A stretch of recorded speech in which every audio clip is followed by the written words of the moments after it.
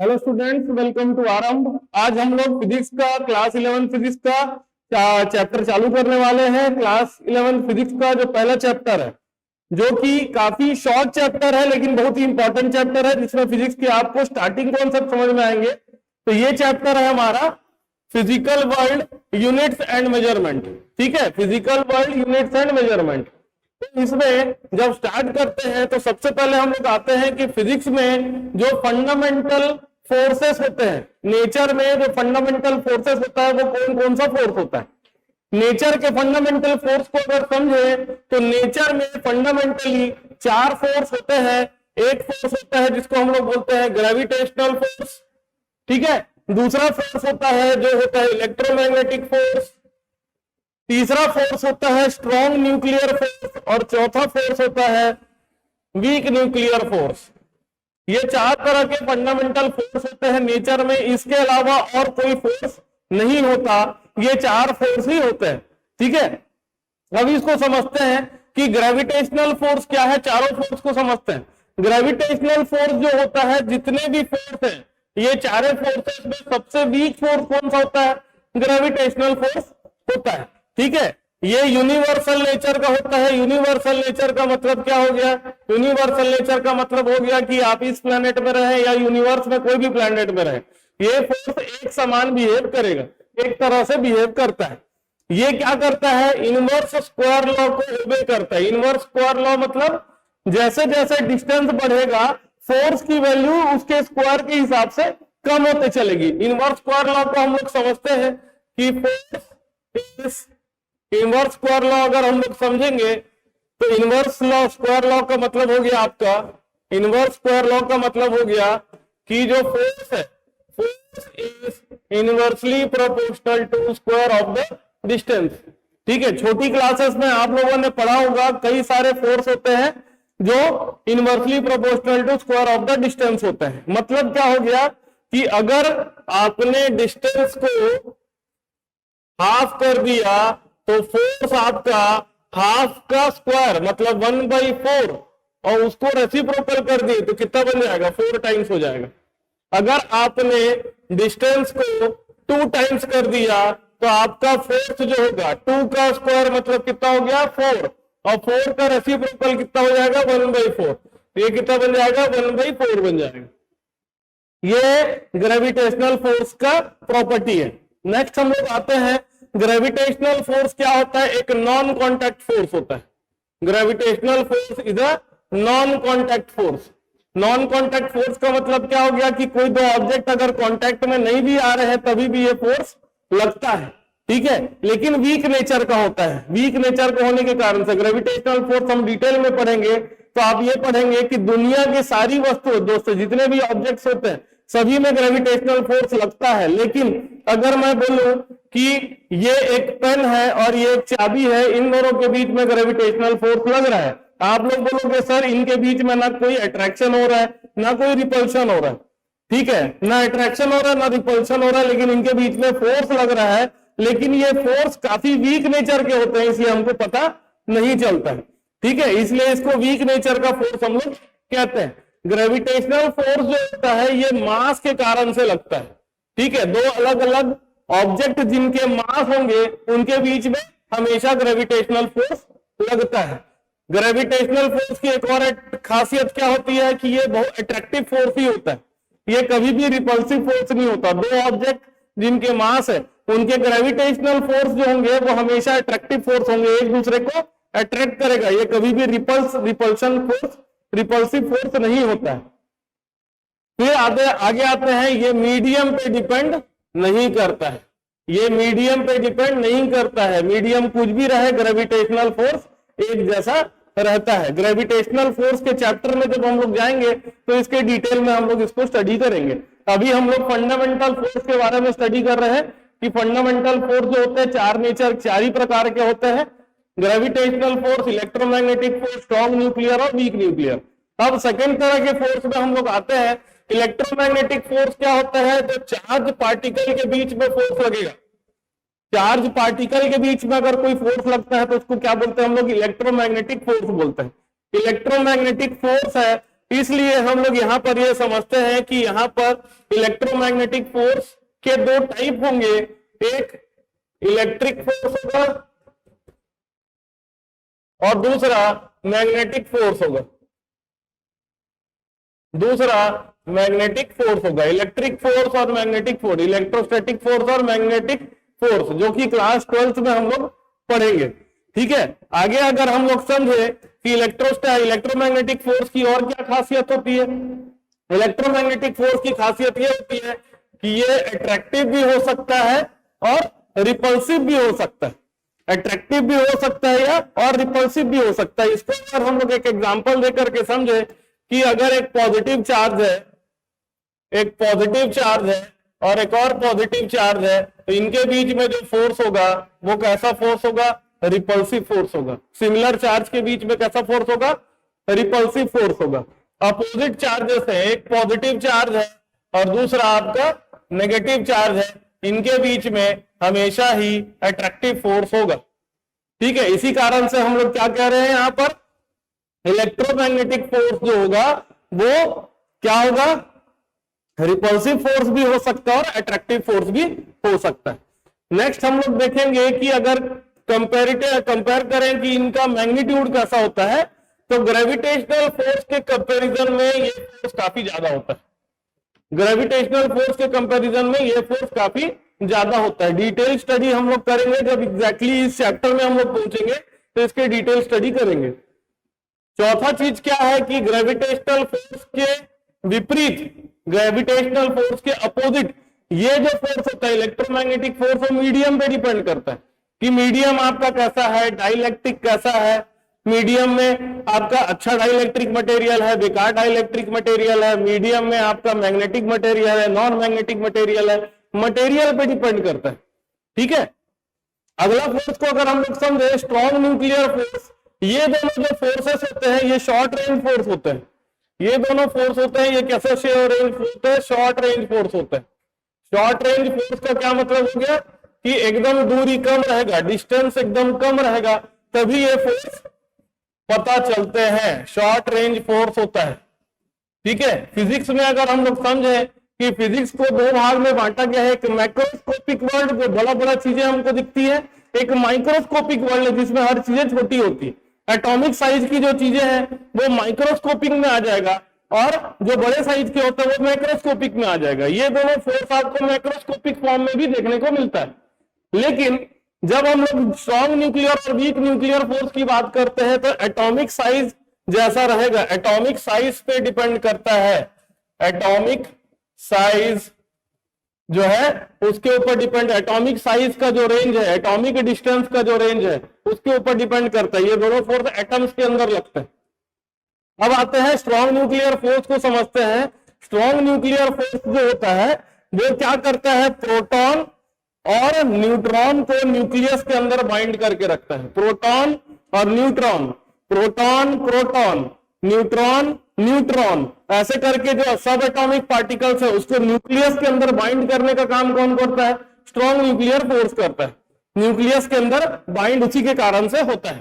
ठीक है, अब अगर आते हैं कि ये नेचर में, पूरे नेचर में अगर देखा जाए तो स्ट्रॉन्गेस्ट फोर्स होता है। नेचर में स्ट्रॉन्गेस्ट फोर्स है ये। ठीक है, इससे ज्यादा कोई फोर्स नहीं होता, स्ट्रॉन्ग न्यूक्लियर फोर्स होता है। ये चार्ज इंडिपेंडेंट फोर्स होता है। ठीक है, चार्ज पे डिपेंड नहीं करता है। आगे वक्त आते हैं शॉर्ट रेंज फोर्स है। मैंने ऑलरेडी बता दिया कि ये फोर्स और ये फोर्स दोनों क्या होता है, शॉर्ट रेंज फोर्स होता है। शॉर्ट रेंज फोर्स का मतलब होता है डिस्टेंस एक्सट्रीमली स्मॉल होगा, दो पार्टिकल के बीच में डिस्टेंस एकदम एक्सट्रीमली स्ट्रॉन्ग होगा। जैसे प्रोटॉन और न्यूट्रॉन के बीच में डिस्टेंस क्या है, एकदम कम रहेगा, तभी जाकर के ये फोर्स पता चलता है, ये फोर्स को अनुभव किया जा सकता है। लास्ट देखेंगे, ये जो फोर्स होता है ये भी अट्रैक्टिव नेचर का ही होता है, ये रिपल्सिव नेचर का नहीं होता है। अब आते हैं weak nuclear force. Weak nuclear force बहुत ही कम जगह देखने को मिलता है, नॉर्मल आपको फेनोमेना में देखने को नहीं मिलेगा। एक खास फेनोमेना होता है जिसको हम लोग बोलते हैं बीटा डीके। एक खास फेनोमेना होता है, आप न्यूक्लियर फिजिक्स को पढ़िएगा तो बीटा डीके पढ़िएगा। बीटा डीके अगर शॉर्ट रेंज में मैं आपको बताऊं तो बीटा डीके का क्या मतलब होता है बीटा डीके का मतलब होता है कि एक न्यूक्लियस, मान लीजिए ये न्यूक्लियस है, न्यूक्लियस से एक इलेक्ट्रॉन का बाहर निकल जाना, न्यूक्लियस से एक इलेक्ट्रॉन का मतलब न्यूक्लियस एक इलेक्ट्रॉन मतलब इलेक्ट्रॉन के बराबर चार्ज को एमिट करता है, और प्लस एक और सब एटॉमिक पार्टिकल होता है जिसको बोलते हैं न्यूट्रिनो। ठीक है, ये इलेक्ट्रॉन नहीं बोल सकते, इसको हम लोग बोलते हैं बीटा रेज। बीटा रेज मतलब जिसमें एक नेगेटिव चार्ज होता है उसको क्या बोलते हैं, बीटा रेज बोलते हैं।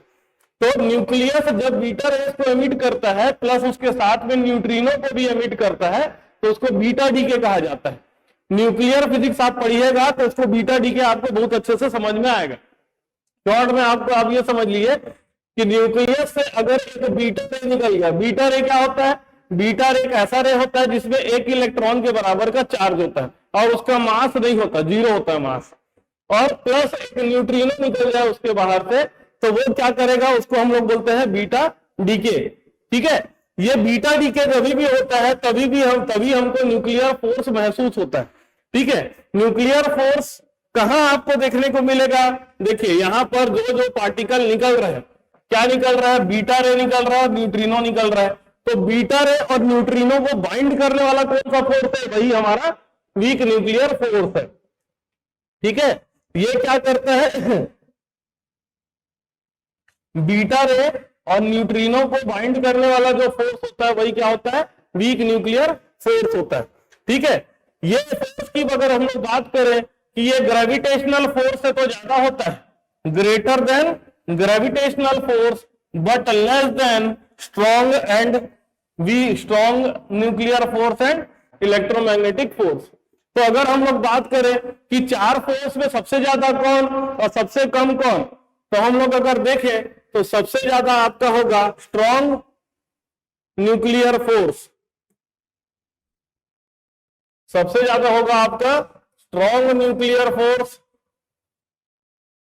उसके बाद आपका इलेक्ट्रोमैग्नेटिक फोर्स, उसके बाद आपका वीक न्यूक्लियर फोर्स, और उसके बाद आपका आता है ग्रेविटेशनल फोर्स। सबसे कम इंटेंसिटी किसकी होती है, ग्रेविटेशनल फोर्स की, सबसे ज्यादा इंटेंसिटी किसकी होती है, स्ट्रॉन्ग न्यूक्लियर फोर्स की। तो बेसिक हम लोग समझ गए कि फिजिक्स में बेसिकली चार फोर्स ही एक्ट करते हैं। ये चार फोर्स कौन कौन से होते हैं, gravitational force, electromagnetic force, strong nuclear force और वीक न्यूक्लियर फोर्स।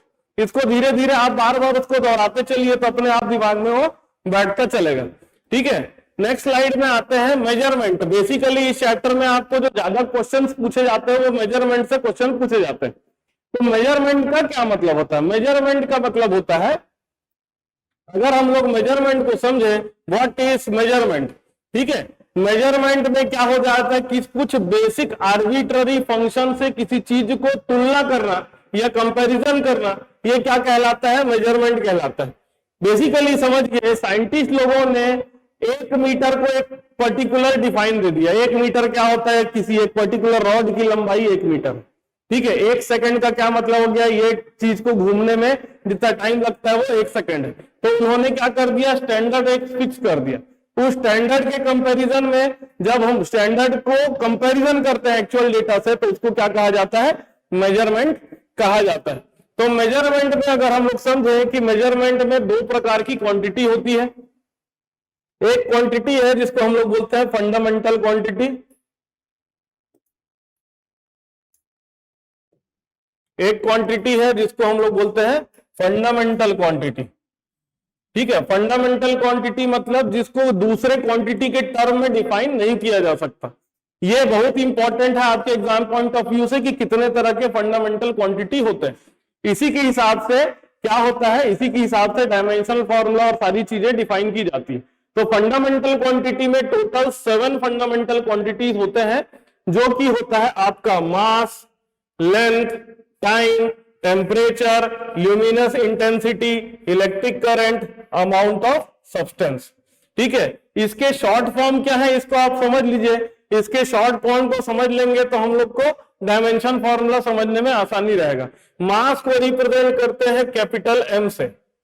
ठीक है, मास को हम लोग रिप्रेजेंट करते हैं कैपिटल एम से, लेंथ को रिप्रेजेंट करते हैं कैपिटल एल से, टाइम को रिप्रेजेंट करते हैं। डायमेंशन फॉर्मूला के बारे में अभी बता रहा हूं, ये ऐसा यूनिट नहीं है। ऐसा यूनिट से आप इसको क्या करिएगा, इसमें कंफ्यूज मत हो जाइएगा कि ऐसा यूनिट है। डायमेंशन फॉर्मूला, मास को रिप्रेजेंट करते हैं कैपिटल एम से, लेंथ को रिप्रेजेंट करते हैं एल से, टाइम को रिप्रेजेंट करते हैं टी से, टेम्परेचर को रिप्रेजेंट करते हैं के से। के से क्यों रिप्रेजेंट करते हैं? क्योंकि ये केल्विन को दर्शाता है।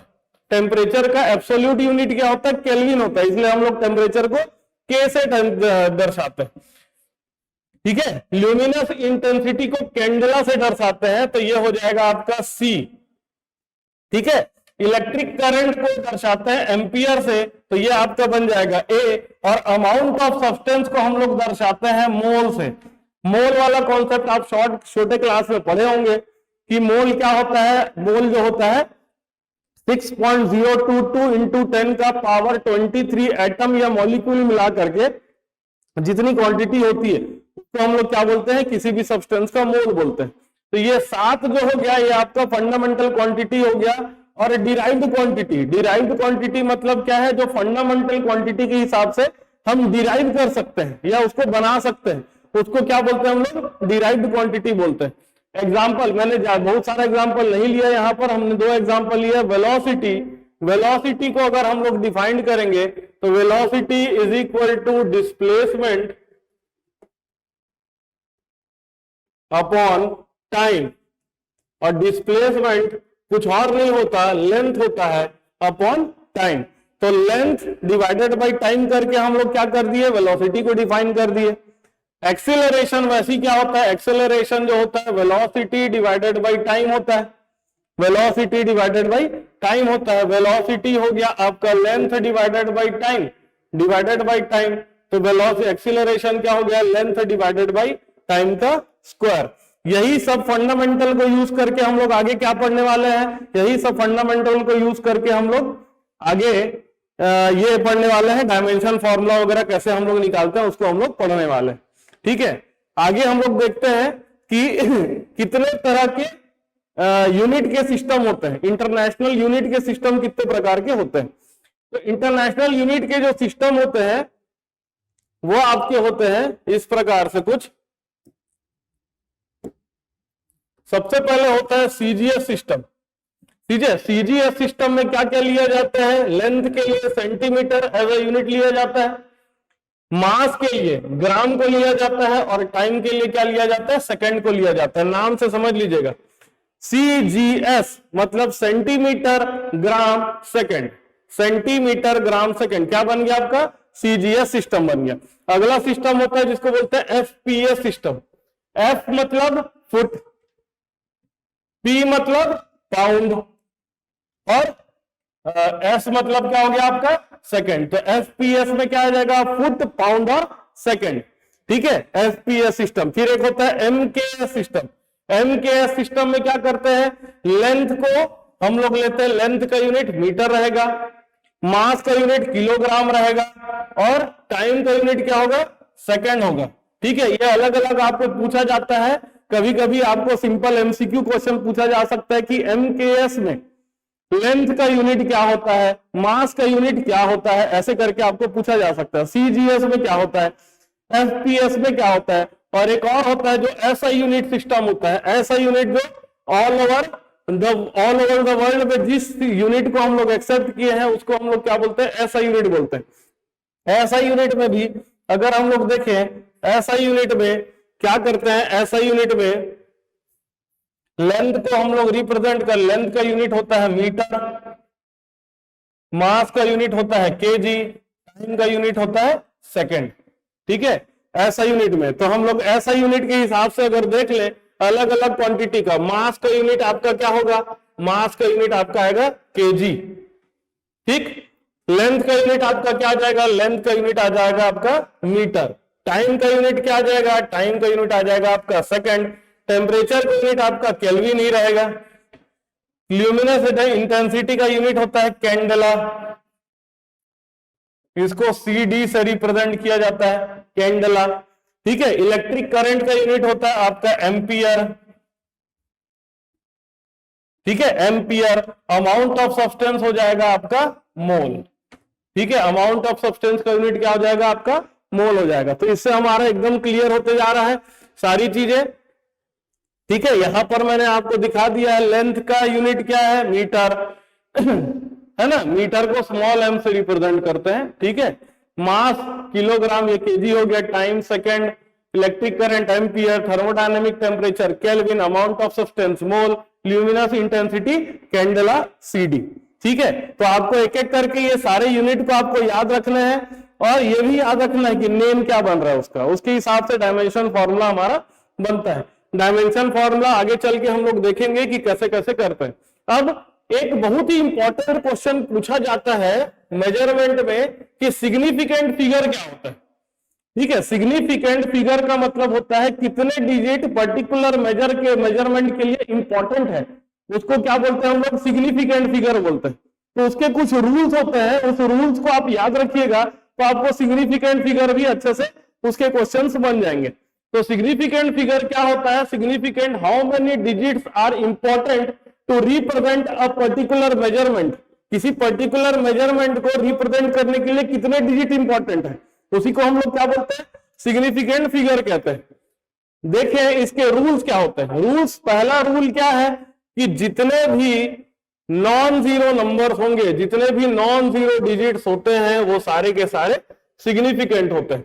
एग्जाम्पल अगर देख ले कि अगर एक आपको मैं नंबर देता हूं 2.303, तो इसमें कितने सिग्निफिकेंट फिगर है, 303 ना लेकर के हम जीरो ले लिए, थोड़ा सा कंफ्यूजन आ जाएगा। 2. दूसरा नंबर ले लेता हूं मैं 2.313, एक नंबर ले लेता हूं। चारों के चारों क्या है, नॉन जीरो डिजिट है। टोटल कितने नॉन जीरो डिजिट्स हैं, 4 नॉन जीरो डिजिट्स है। तो इसमें नंबर ऑफ सिग्निफिकेंट फिगर कितने होंगे, नंबर ऑफ सिग्निफिकेंट फिगर्स यहां पर आएंगे आपके 4। कितने आएंगे, 4। टोटल 4 सिग्निफिकेंट फिगर है। ये रूल को याद रखिएगा, एक क्वेश्चन आता ही आता है। ठीक है, आपको हाई लेवल में अगर कंपटीशन लेवल में जाते हैं तो भी सिग्निफिकेंट फिगर का क्वेश्चन आता है। इजी है, लेकिन थोड़ा सा बच्चे इसमें कंफ्यूज हो जाते हैं, इसलिए इसको आप ध्यान से रखिएगा। ठीक है, नेक्स्ट अगर देखेंगे, नेक्स्ट रूल क्या है, all the zeros between two non-zero digits are significant no matter where the decimal point is, if at all। मतलब क्या हो गया, दो अलग अलग नॉन जीरो डिजिट के बीच में अगर आप जितने जीरो लगाते हो, वो जीरो को भी आप सिग्निफिकेंट फिगर में काउंट करोगे। एग्जाम्पल अगर इसको समझ लें, एग्जाम्पल क्या हो गया इसका अगर मैं एक नंबर लेता हूं 2.303, ठीक है, तो इसमें नॉन जीरो डिजिट्स कितने हैं, 3। लेकिन ये वाला जो जीरो है, दो नॉन जीरो के बीच, नॉन जीरो डिजिट्स के बीच में आ गया, इसलिए ये भी सिग्निफिकेंट फिगर में कहलाएगा। तो इसके नंबर ऑफ सिग्निफिकेंट फिगर होंगे 4। एक और अगर एक केस ले ले 1.4000004, ऐसा ले लिया, ठीक है, इस तरह के नंबर ले लिया, डेसिमल कहीं पर भी रहे उससे कोई फर्क नहीं पड़ता। तो अगर इसमें total number of significant figure, ये जो 4 जीरो है बीच में, इनको भी आप सिग्निफिकेंट फिगर में ही लेंगे। क्यों, क्योंकि ये जो जीरो है वो दो नॉन जीरो नंबर के बीच में है, तो इसलिए इसके नंबर ऑफ सिग्निफिकेंट फिगर कितने होंगे, नंबर ऑफ सिग्निफिकेंट फिगर आएगा 1 2 3 4 5 6 7, तो टोटल 7 सिग्निफिकेंट फिगर आएगा। अगला नियम क्या है, अगला नियम देखेंगे, अगला नियम आपका ये है, if the number is less than 1, ठीक है, नंबर आपका 1 से कम है, समझिएगा बात को, ये बहुत इंपॉर्टेंट है, इसमें कंफ्यूजन आ जाता है। Then on the right of the decimal point but to the left of first non zero digits are not significant. ठीक है, मतलब क्या हो गया कि ये देखो, ये दोनों जीरो को अगर हम लोग देखते हैं, ये जीरो जो है डेसिमल के राइट में है, लेकिन नॉन जीरो नंबर के लेफ्ट में है। समझिएगा बात को, डेसिमल के राइट में है और नॉन जीरो नंबर के लेफ्ट में है, तो ये आपका सिग्निफिकेंट फिगर नहीं होगा। ठीक है, ये आपका सिग्निफिकेंट फिगर नहीं होगा। तो इसमें नंबर ऑफ सिग्निफिकेंट फिगर कितने आएंगे, 1 2 3 and 4, total number of significant figure आएगा आपका 4। ठीक है, क्वेश्चन करेंगे तो और अच्छे से क्लियर होगा। ठीक है, अब नेक्स्ट अगर आते हैं कि जो ट्रेलिंग जीरोस होंगे, ट्रेलिंग जीरो मतलब क्या हो गया, नंबर के बाद, नॉन जीरो नंबर के बाद जितने जीरो आ रहे हैं उसको क्या बोलते हैं हम लोग, ट्रेलिंग जीरोस बोलते हैं। वो सारे के सारे विदाउट द टर्मिनल और trailing zeros in a number without a decimal point are not significant. मतलब डेसिमल पॉइंट के बिना अगर आपका ट्रेलिंग जीरो है वो सिग्निफिकेंट नहीं है। जैसे अगर मैं 200 लिखता हूं, ठीक है, 200 लिखता हूं, इसको समझने का तरीका यह है, आप इस तरह से समझिएगा कि डेसिमल के पहले अगर आपका जीरो आ रहा है, ट्रेलिंग जीरो है, तो उनको सिग्निफिकेंट नहीं मानेंगे। तो इसमें सिग्निफिकेंट फिगर कितना होगा, इसमें सिग्निफिकेंट फिगर आपका सिर्फ 2 होगा, सॉरी 2 बोल रहा हूं, 1 होगा। सिग्निफिकेंट फिगर यहां पर कितना होगा, 1 होगा, सिर्फ 2। तो number of significant figures are 1। Number of significant figure कितने होंगे आपके, 1 होंगे। क्लियर हो रही है बात। अगर मैं लिख देता हूं 3 0 0 0 ऐसा लिख दिया, तो इसमें नंबर ऑफ सिग्निफिकेंट फिगर कितने होंगे, इसके 3 के बाद वाले जीरो को काउंट नहीं करना है, तो इसलिए नंबर ऑफ सिग्निफिकेंट फिगर यहां पर कितना आएगा, सिर्फ 1 ही आएगा। ठीक है, नेक्स्ट अगर हम लोग आते हैं, वही अगर ये ट्रेलिंग जीरो और डेसिमल के बाद होते तो उसको हम लोग सिग्निफिकेंट फिगर लेते। जैसे the trailing zero in a number which is with a decimal point are all significant. मतलब अगर मैं ये लिख देता 3.00, तो डेसिमल के बाद जो ट्रेलिंग जीरोस है वो डेसिमल के बाद है, तो उनको काउंट करना है। लेकिन ट्रेलिंग जीरो डेसिमल के पहले आ रहा है। ट्रेलिंग जीरो मतलब नंबर के बाद, नॉन जीरो नंबर डिजिट के बाद वाले जो जीरो होते हैं उसको ट्रेलिंग जीरो बोलते हैं। ट्रेलिंग जीरो अगर डेसिमल के पहले है तो नॉन सिग्निफिकेंट, और ट्रेलिंग जीरो डेसिमल के बाद है तो वो क्या होगा, सिग्निफिकेंट। तो यहां पर नंबर ऑफ सिग्निफिकेंट फिगर कितने आएंगे, नंबर ऑफ सिग्निफिकेंट फिगर आएंगे यहां पर 3। ठीक है, ये आपको बहुत ही ज्यादा इंपॉर्टेंट है, इसको अच्छे से समझिएगा।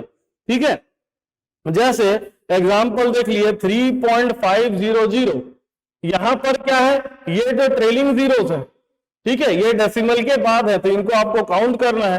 तो यहां पर नंबर ऑफ सिग्निफिकेंट फिगर कितने होंगे, 4।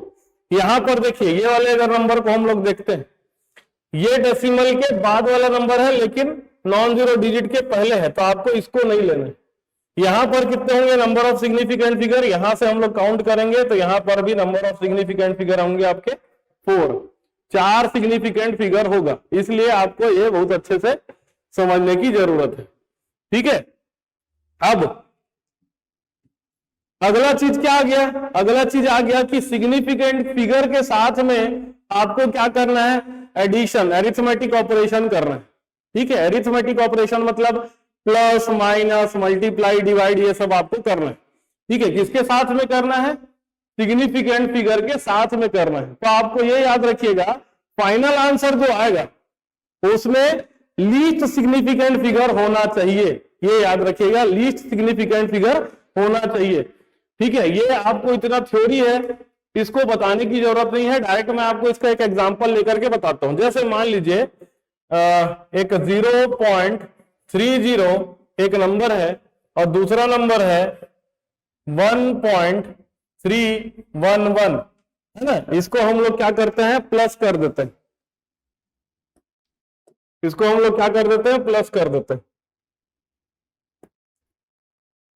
इसको जब हम लोग प्लस करेंगे तो कितना आंसर आएगा, ये 1 आ जाएगा, ये भी 1 आ जाएगा, 3 + 3 6 आ जाएगा, ये आंसर आ जाएगा 1। तो फाइनली आंसर आपका कितना आ गया, 1.611। लेकिन आपको फाइनल आंसर डालने से पहले क्या करना पड़ेगा, चेक करना पड़ेगा कि नंबर ऑफ सिग्निफिकेंट फिगर इसमें कितने हैं। इसमें नंबर ऑफ सिग्निफिकेंट फिगर 2 है, इसमें नंबर ऑफ सिग्निफिकेंट फिगर कितने हैं, 4।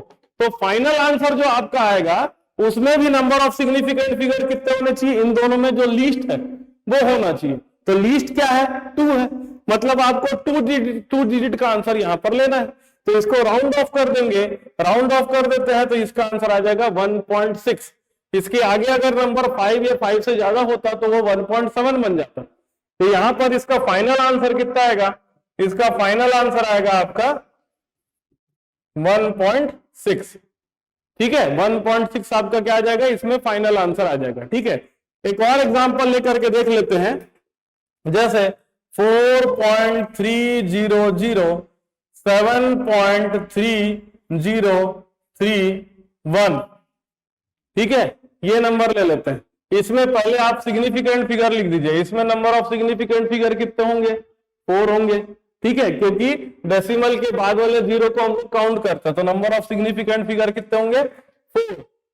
इसमें अगर नंबर ऑफ सिग्निफिकेंट फिगर हम लोग सोचेंगे तो इसमें नंबर ऑफ सिग्निफिकेंट फिगर आएगा आपका 5। तो अगर दोनों को हम लोग ऐड करते हैं तो फाइनल आंसर हम लोग को 4 सिग्निफिकेंट फिगर के हिसाब से बनाना पड़ेगा। तो ऐड करेंगे तो आएगा 1 3 0 6 7 + 4 हो गया आपका 11। 7 + 4 आपका हो गया 11। ठीक है, अब नंबर ऑफ सिग्निफिकेंट फिगर कितने होने चाहिए? 4 होने चाहिए, मतलब 4 डिजिट का आंसर मुझे लाना है। अब 11.6031, तो हम लोग क्या करेंगे? 0 के बाद क्या है? 3 है, तो राउंड ऑफ करेंगे तो आंसर आ जाएगा आपका 11.60। यही आपका क्या है? फाइनल आंसर आ जाएगा। ठीक है, तो इसके हिसाब से आपको क्या करना है? नंबर ऑफ सिग्निफिकेंट फिगर वगैरह को आपको सोच करके चलना है। ठीक है, तो आज की क्लास में हम लोग इतना ही करेंगे। नेक्स्ट क्लास में क्या करेंगे? और इसके कुछ क्वेश्चंस को बनाएंगे, और उसके बाद ये चैप्टर बहुत बड़ा नहीं है, कल के क्लास में ये चैप्टर हमारा कंप्लीट हो जाएगा। ठीक है, थैंक यू। अगर आप चाहते हैं अपने कैरियर को एक नई दिशा देना और सुनहरे भविष्य को साकार करना, तो जुड़िए कंपटीशन कम्युनिटी के साथ। आज ही हमारे वेबसाइट के कैरियर पेज पर विजिट करें अथवा डिस्क्रिप्शन बॉक्स पर दिए गए लिंक पर क्लिक करें। हमेशा आपके साथ टीम कोको।